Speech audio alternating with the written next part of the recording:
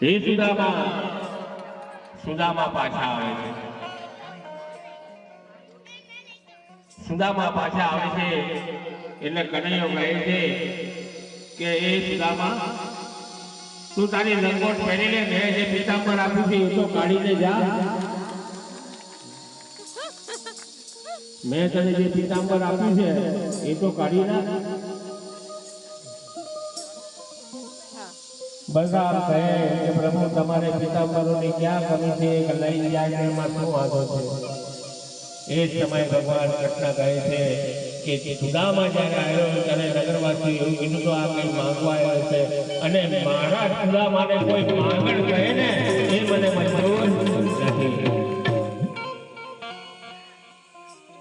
એટલે ભગવાન આજે સુદામા જોડે પીતાંબર પણ કઢાઈ ગયું અને એ લંગોટ પહેરી હતી એ લંગોટ સાથે ભગવાન સુદામાને વિદાય આપે છે.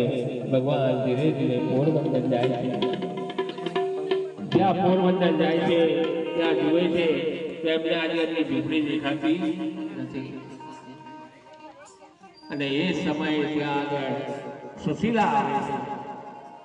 સુશીલાને સુદામા પૂછે છે કે આપણું ઘર ક્યાં છે? એ સમયે સુશીલા કહે છે કે આ જે છે ને એ આપણું ઘર છે. સુદામા વિચાર કરે કે હું એક વખત ખાલી મળવા ગયો અને એને મને આટલી મોટું